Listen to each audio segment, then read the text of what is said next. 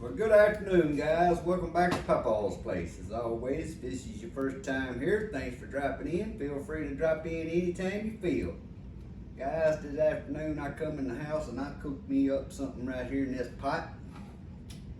And I think it's worth showing y'all how to make it for some of you deer hunters out there that needs to know something else to do with your ground venison.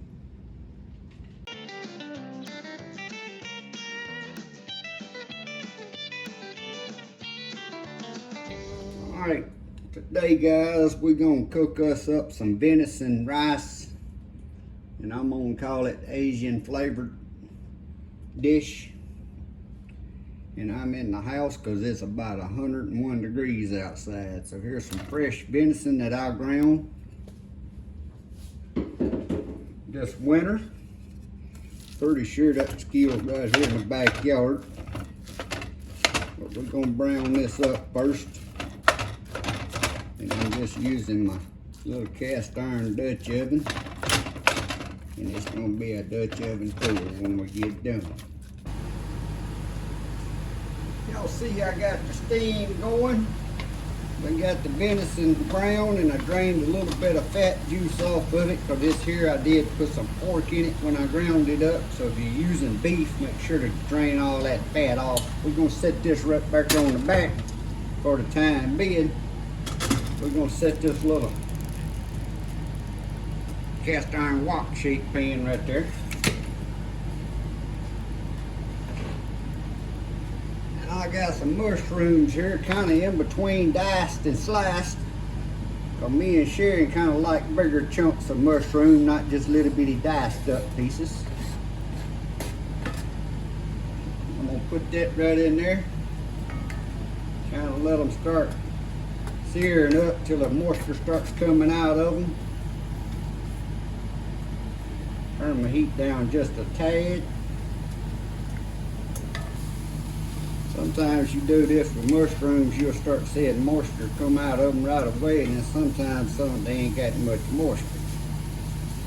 These here don't look like they gonna have much moisture. I'm gonna give them just a minute longer just to see if they gonna have any moisture in them. I don't look, yeah, I see a little moisture starting to release in them, guys, but it ain't a whole lot. We'll give them a little bit longer here. They start releasing that moisture, they start putting off that mushroom smell. And I guess mushrooms is kind of like liver. You either love it or hate it, I assume. But I like mushrooms. Y'all see that moisture in that pan now coming out after you start cooking them down? We done broke the moisture on them, so we finna go in there with a little bit. I'm gonna kick the heat back up. Put just a little bit of this Briggs organic olive oil. We're gonna kind of sear these around a little bit.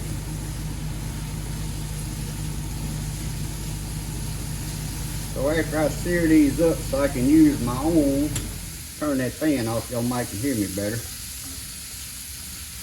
I was saying after I sear these up so I can use this wok pan again, I'm going to put these in a bowl over there to the side a moment. So I'm going to sear these up and get them out of here, and we'll move to the next step.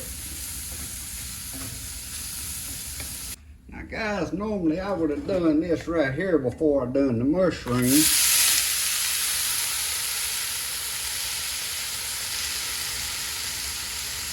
That is onions, bell peppers, white onions, purple onions, different color peppers. And they was actually frozen from last year. And I need to start using some of that stuff up. So we're gonna sear this down. And right now what I'm gonna do is take a pause and drain this water off of there. That's why I like using fresh onions and peppers instead of frozen when you're doing stuff like this. Fresh is much better. But I have little bags where I do this so I can cook with when we ain't got peppers and onions and stuff. But we've been trying to make room in the deep freeze and start using some of this older stuff so we could put up some more fresher stuff.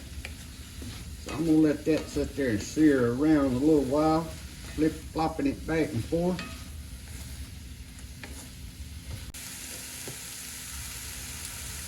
And I'm gonna drop just a little bit of that olive oil right down there. Help give them a little more char.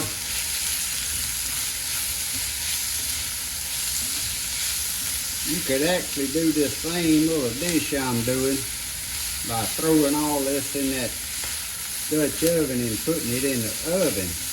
But I think you get more flavors out of your peppers and onions and mushrooms and stuff when you take these steps first.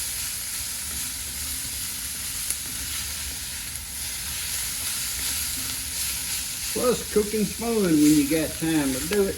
And as hard as it is outside, I got stuff I could do, but it's just too daggum hot.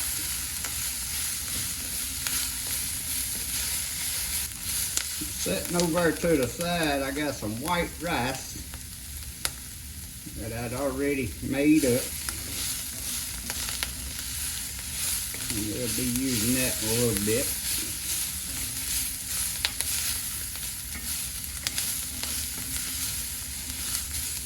And they're starting to char up a little like I like them. Now right here, I'm going to take some of this white rice and put in here and brown it up a little bit. And then some more of it to go in when we add it all to the Dutch oven later.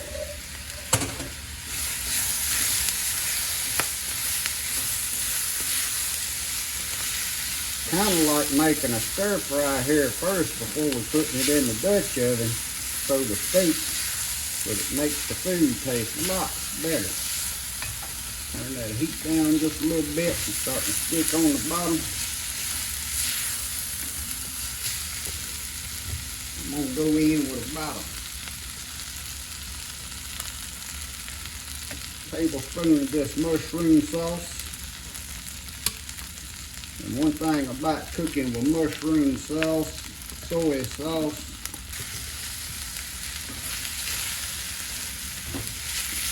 and hoisin sauce is if you overpower it one way, you can add a little bit of the other one. If you start getting too sweet, you can add a little bit more soy sauce. Now I'm going to go in with some soy sauce, probably about a tablespoon.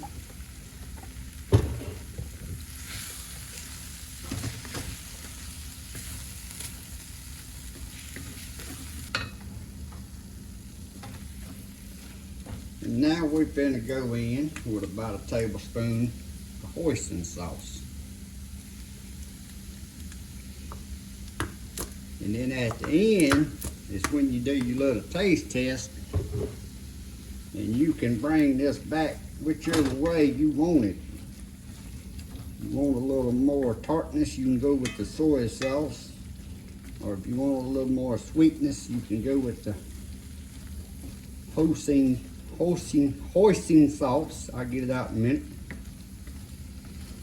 And that mushroom sauce, that just ties it all together, bring out the goodness. So that's good enough on that step. I'm gonna get my ground venison here, get it back over on the heat. Gonna add a couple of cups of beef broth. Turn my heat up on high now because we want to bring that all back up.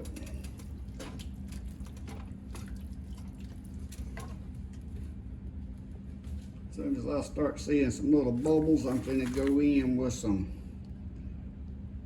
here's just a Great Value brand garlic. I didn't chop up no garlic, and I didn't have none frozen like I did my other stuff. That ain't coming out so well. What's wrong with you? There we go. And guys, on the beef broth, it's kind of looked to my eye as I put everything in here and add some more rice in here, of how much it is. I don't cook by recipes. A recipe, like I said before, is a kind of a map that just gets me to town. Once I get to town, then I go to where I want to with it. That's kind of the way I do my cooking. Yeah, it's starting to come up to a bubble. Now we're finna go in with all this goodness.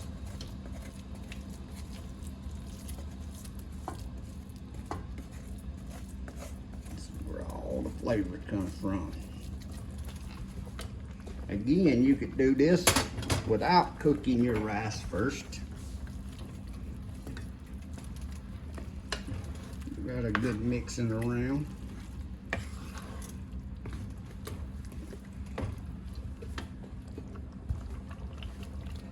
Go in with our mushrooms.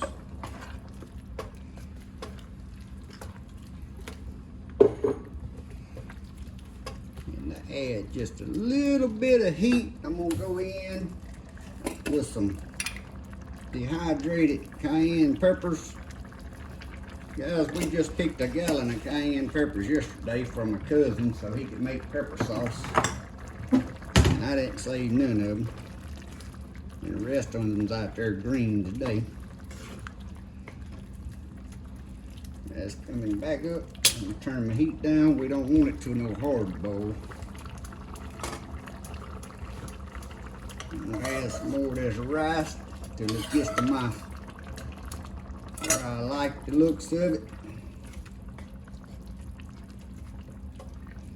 You can also make this same dish like this. Instead of using rice, you could use pasta. I think that's got enough moisture to it right there. We had a good stopping point. Put that leftover rice in a bowl in the ice box and make something else out of it tomorrow. Now I'm finna give it a little sample, because everything's already cooked here, but it's gonna get cooked more.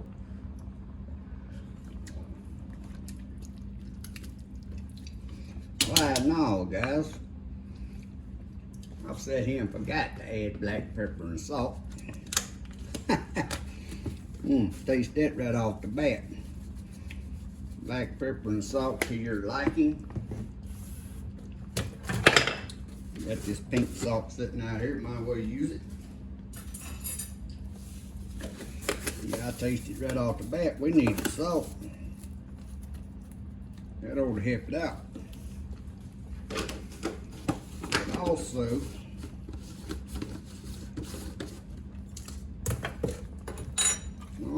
I ain't liking my flavor there yet. It ain't stout enough on the Asian style. We're gonna go in with a little more of this soy sauce. This is where I was saying soy sauce, hoisin sauce, and mushroom sauce. You can carry your dish whichever direction you want it to go. Let that simmer just a minute, get me another little taste. First thing off the bat, I knew didn't have no salt, and I forgot salt and pepper.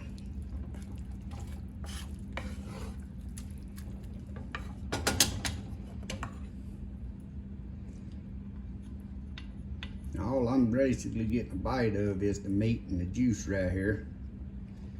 So what we're gonna do with this,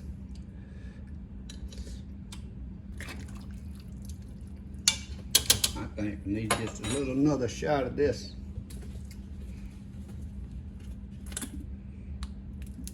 Mushrooms, I'm probably up to about 2 tablespoons of each. I'm gonna go on and bring up all of it. That'll be about 2 tablespoons of each. This is a pretty good sized pot. I ain't just trying to eat American style flavored can with just peppers and seasoning. I want a little bit of the Asian kick coming in. This is just another way you can use ground venison for all you redneck hunters out there like myself. It's just always different ways you can cook and try different things. And this here's another good little dish right here.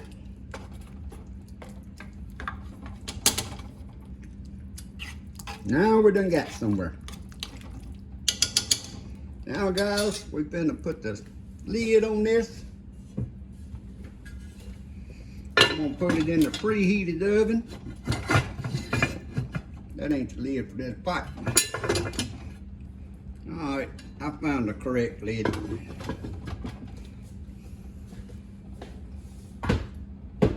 Now we're finna go into the preheated oven at 350 degrees for about a 35 to 40 minutes. Then she'll be ready for supper.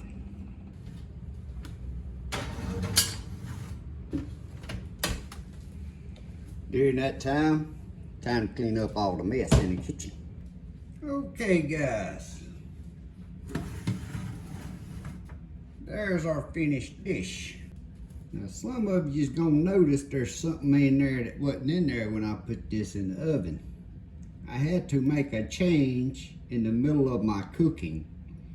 After about 25 minutes I was gonna check on it, and I discovered that since I used rice that was already cooked, I put too much beef broth in there and it was gonna be too liquidy like a soup. Well, I didn't want no soup. So what I did to counteract that is I put some noodles in it, which adds more filling, and it soaked up the juice, and now it come out like I want it. Now if you didn't want noodles, you could have just added more rice.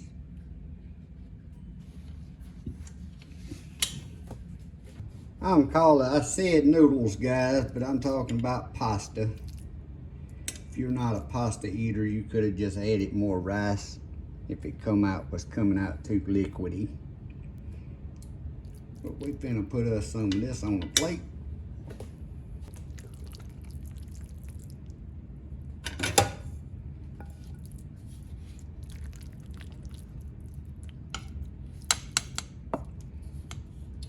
And that's gonna be my supper. We'll put the lid back on it so it'll sit here and stay warm till Sharon gets home. And this, guys, is why I'm not a big recipe follower to the T. It's because you can make changes in cooking. This same meal here, you could have added green beans to it. You could have added canned whole kernel corn. Whatever you like, you could have added to it. But I didn't want it to be a soup. I wanted to come out where I could eat it just like this. So that's why I added the pasta to it.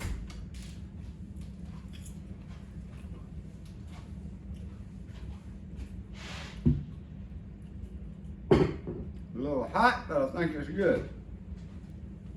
Sharon just come in. We have to get over here and see what she thinks.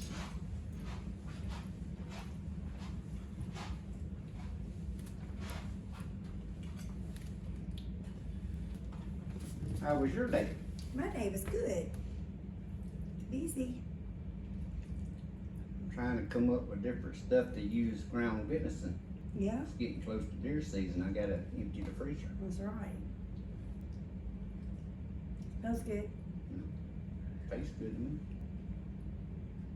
It's a little hot. I see the smoke. It wasn't gonna have pasta in it, but I put too much beef broth with my rice. Since I cooked my rice first, and it was coming out runny. So I said, we'll just add pasta. That'll soak it up. So what you think? That's good. Yeah. Alright guys, so there's y'all another dish. Use up some of that ground venison. Getting close to deer season again, so you need to empty the freezers.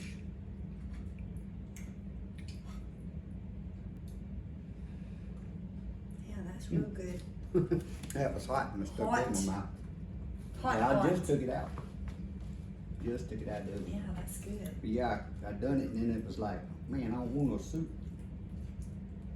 Because I cooked my rice first, so I said, well, I just add pasta to it. Mm-hmm. That's real good.